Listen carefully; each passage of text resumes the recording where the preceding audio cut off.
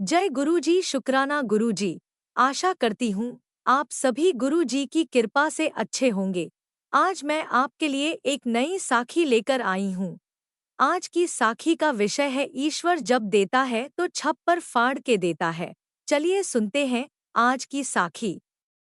रोशन एक बहुत ही गरीब परिवार का लड़का था। बड़ी मुश्किल से उसके पिता ने कर्ज ले लेकर उसे आईटीआई से इलेक्ट्रॉनिक इंजीनियरिंग करवाया था, जिसमें उसका घर भी गिरवी पड़ा था। उसके पिता एक साधारण सी नौकरी करते थे। उन्हें 25,000 रुपये महीने में मिलते थे। उसमें से 15,000 तो कंपनी लोन के काट लेती थी। एक बेटा एक बेटी को पढ़ाने की जिद ने उन्हें कंगाली के उस गर्त में झोंक दिया था, जहां से वापस आना गरीबों के लिए तो असंभव ही होता है। उससे मुक्ति तो मरने के बाद भी नहीं मिलती है। लोग बाल बच्चों से वसूलने लगते थे।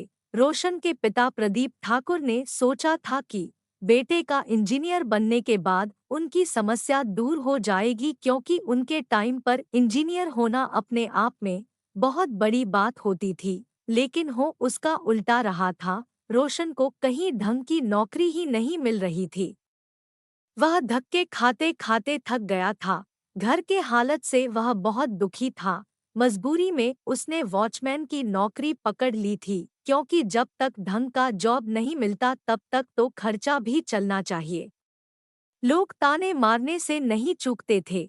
एक रिश्तेदार ने तो कह दिया, जब वॉचमैन ही बनाना था तो इतने कर्ज लेकर पढ़ने की क्या जरूरत थी। लोगों की बातें और पिता को कर्जदारों से जूझते देख उसका दिल बैठ जाता है और वह जीने का अरमान छोड़ देता है। उसे लगता है, ऐसी जिंदगी का क्या फायदा जो अपने घर वालों का कोई सपोर्ट नहीं कर सकता हो। वह अपनी जिंदगी को समाप्त करने की सोचता है और घर से निकल जाता है। रास्ते में वह आत्महत्या के कई तरीके सोचता है, पर करने की हिम्मत कहीं भी नहीं पड़ती है। पहले सोचता है ब्रिज से नीचे कूद जाऊं, फिर सोचता है कहीं गिरकर हाथ पैर टूट गए और मरा नहीं तो माँ बाप पर और मुसीबत आ जाएगी। फिर सोचता है कि कुएं में कूद जाऊं, फिर लगता है कि उसे तो तैरना आता है तो कैसे डूबेगा। इस तरह खुद ही कई तरीके सोचता है और उसके तोड़ भी सोच लेता है। इसी उधेड़बुन में वह कब फुटपाथ से सड़क के बीच आ गया उसे पता ही नहीं चला। और जब तक उसे पता चला, एक मर्सिडीज कार इसको उड़ा चुकी थी और काफी ऊपर उछलकर सड़क पर गिरा था और बेहोश हो गया था। मीडिया में हल्ला मचा था कि एक बड़े बिजनेस आदमी ने अपने गुरूर में गाड़ी चलाते हुए सड़क पार करते लड़के को उड़ा दिया। सभी उसे सजा दिलाने पर उतारू थे। दरअसल वह बिजनेसमैन गौरव मेहता एक साफ सुथरा ईमानदार बिजनेसमैन था। ना ही कोई गलत काम करता था और ना ही किसी गलत काम को बढ़ावा देता था। वह देश के प्रति भी ईमानदार था, तो इससे कभी कोई पैसे मांग नहीं पाता था और मांगने पर वह देता नहीं था, तो बहुत सारे सरकारी और गैर सरकारी संस्थाएं भी नाराज रहती थी। अब सभी को मौका मिल गया था। रोशन के सर पर बहुत अधिक चोट आई थी। वैसे एक्सीडेंट के बाद मेहता ने ही उसे अपनी गाड़ी में डालकर अपने खर्चे से ही उसे हॉस्पिटल में भर्ती कराया था। फिर भी लोगों का क्या, वह तो उसे फंसा कर पैसे ऐंठना चाहते थे। रोशन को होश आता है। उसके माँ बाप और बहन तीनों इसके पास ही थे। कुछ मीडिया वाले और संस्था वाले उससे कहते हैं कि वह उनके हिसाब से बयान दे दे तो उसे इतने पैसे दिलवा देंगे कि उसके सारे कर्ज दूर हो जाएंगे। उसके होश आने से पहले उसके बारे में पूरी जानकारी निकाल चुके थे। थोड़ी देर में मेहता भी आए हैं। मीडिया वाले उससे पूछना चाहते हैं तो वह बात नहीं करते हैं और संस्था वाले हाय हाय करने लगते हैं और उसे सजा दिलवाने की बात करते हैं। उन्हें पता था जितना चिल्लाएंगे उतना अधिक पैसा ऐंठा जा सकता था। मेहता जी रोशन से कहते हैं, देखो रोशन, मैंने जानबूझकर एक्सीडेंट नहीं किया। पता नहीं ये सब कैसे हो गया। अब सब तुम्हारे ऊपर है। तुम्हें जो उचित लगे वो करो। मैं तुम्हें ये नहीं कहूँगा कि तुम मुझे बचाओ, क्योंकि मुझे भी लगता है मैंने जानबूझकर तो एक्सीडेंट किया नहीं। इसमें जो भी हर्जाना है देने को तैयार हूँ। तभी पुलिस वाले एक मजिस्ट्रेट के साथ आते हैं। रोशन कहीं जाने की स्थिति में नहीं था और ना ही अधिक बोलने की स्थिति में था, इसलिए पुलिस उसके बयान को दर्ज करने के लिए मजिस्ट्रेट साहब को साथ लाई थी। मामला हाई प्रोफाइल व्यक्ति के साथ जुड़ा था। मजिस्ट्रेट साहब रोशन से पूछते हैं, रोशन क्या तुम बोलने की स्थिति में हो? रोशन हाँ में सर हिलाता है। मजिस्ट्रेट साहब पूछते हैं, यह एक्सीडेंट कैसे हुआ, तुम्हें कुछ याद है? रोशन अपनी पिता की तरफ देखता है और वह मजिस्ट्रेट साहब से कहता है, सर मैं अपनी टेंशन में था और सड़क के किनारे ही फुटपाथ पर चल रहा था, पर मैं अपनी झोंक में कब बीच सड़क पर आ गया, पता नहीं चला। गाड़ी ड्राइवर की कोई गलती नहीं है, वह चाह कर भी मुझे बचा नहीं सकता था, क्योंकि मैं ही बीच सड़क पर अचानक चला गया था। मजिस्ट्रेट कहते हैं, सोच लो, तुम्हारे इस बयान से तुम्हें 1 रुपए का भुगतान नहीं मिलेगा और अगर वह नहीं चाहेंगे तो हॉस्पिटल का खर्च भी तुम पर ही भरने को आएगा। रोशन कहता है, सर कुछ भी हो पर मैं झूठ नहीं बोलूंगा।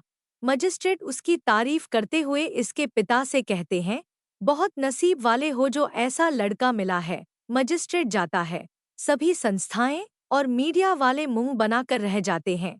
1 हफ्ते में उसे हॉस्पिटल से छुट्टी मिलती है। इस बीच एक बार भी मेहता नहीं आए थे, तो उन्हें डर था कि बिल कहाँ से भरेंगे, पर डॉक्टर उनसे कहता है, आप लोग चिंता मत करिए, आपका बिल पैड है। उसके रिलेटिव कहते भी हैं, इतना अच्छा मौका था, अपने कर्ज उतार लेते, पर हरिश्चंद्र की औलाद जो है अब भुग। तो फिर से हॉस्पिटल से घर आने तक उनसे मिलने मेहता नहीं आया था, तो उसके मामा कहते हैं, देखा कमीना एक बार भी नहीं आया।